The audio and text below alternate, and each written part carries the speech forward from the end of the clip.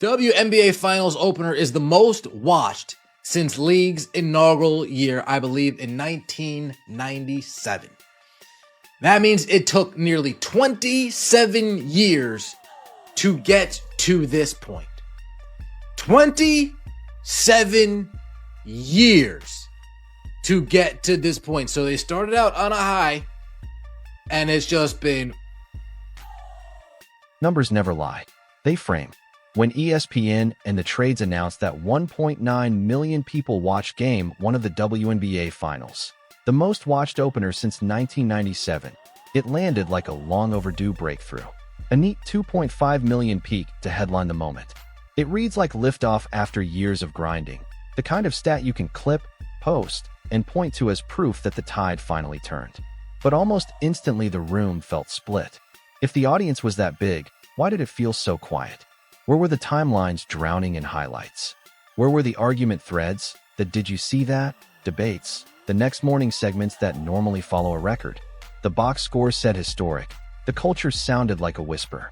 Some fans chalked it up to timing. Others pointed straight at a wonky measurement shift. Either way, the headline had outpaced the explanation, and that gap is where suspicion grows. Reuters put the stakes simply. Game 1 drew 1.9 M, and the finals averaged 1.5 M, second best on ESPN networks, all sourced to Nielsen Big Data Panel, a methodology that captures out-of-home viewing and complicates straight-line comparisons to the past. But that wasn't the whole story. When are numbers not what the numbers are when you see them? Oh, sure feels like there might be some funny business going on. Is there a little nasty work going on behind the scenes? A little abracadabra, bewitched action? Stephanie White knows this one. Yeah, she's conjuring up ratings for the Aces and the Mercury. Most watched opener in 28 years. That's the kind of ribbon a league dreams of cutting. The broader series held around 1.5 million on average, strong enough to rank as the second highest WNBA Finals ever on ESPN platforms, just behind 2024. On paper, this is precisely the narrative you build momentum on. Steady rise, big tentpole number, another step toward the mainstream. Fans wanted to celebrate. Skeptics wanted receipts. And everyone wanted a clean breakdown for why the noise didn't match the number. Was it scheduling traffic? Was it that more of the audience is now counted outside the living room?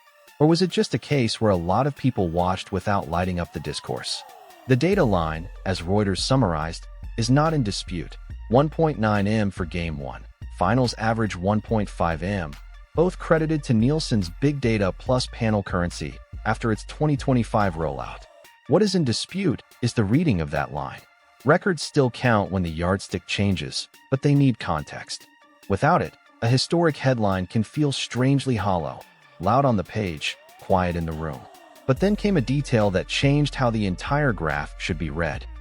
1.9 million viewers with a peak of 2.5 million.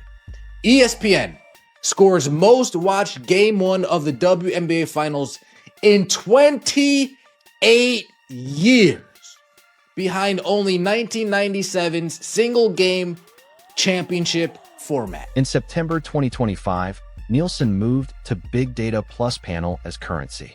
That means fusing massive device-level data, set-top boxes, smart TVs, with the traditional people panel, and expanding out-of-home measurement so a TV in a bar, a concourse, or a gym counts.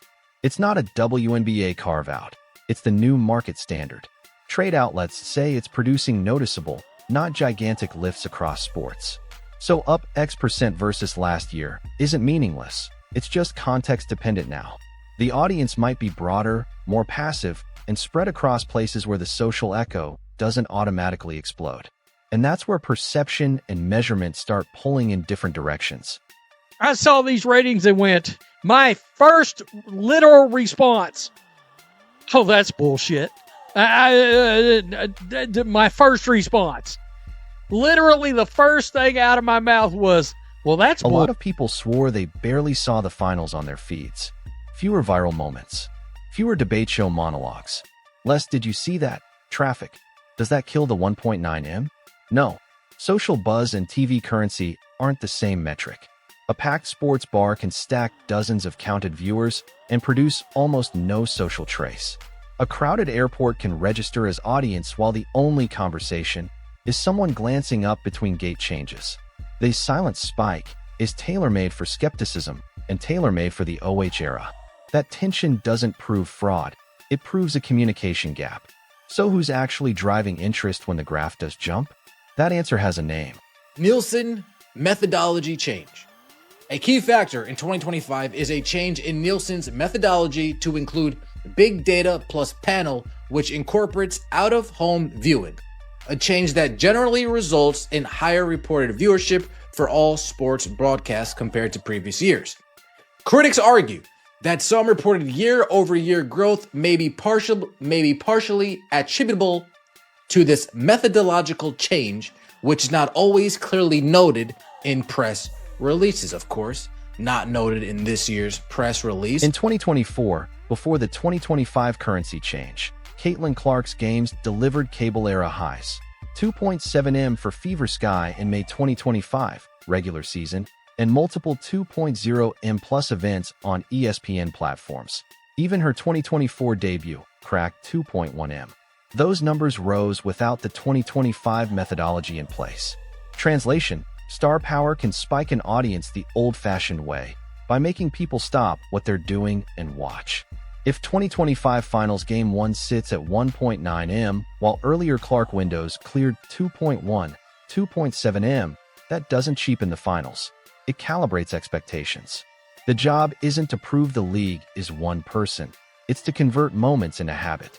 But context matters beyond one star. The placement of these finals matters, too. I go listen to sports radio. I'm not getting any WNBA Finals. I'll turn on ESPN. I'm not getting any WNBA Finals. I'll turn on Fox Sports 1. I'm not getting any WNBA Finals. Nowhere I look do I see people really discussing the WNBA Finals. And ESPN spits out 1.9 million viewers.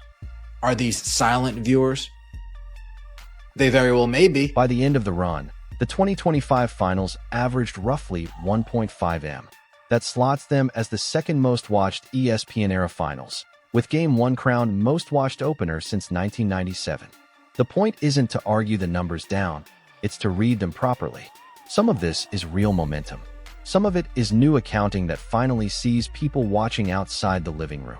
When a release says most since 1997, it's accurate inside the 2025 currency and awkward across currencies. Both statements can live in the same room. Which brings us to the spiciest accusation in your competitor's script.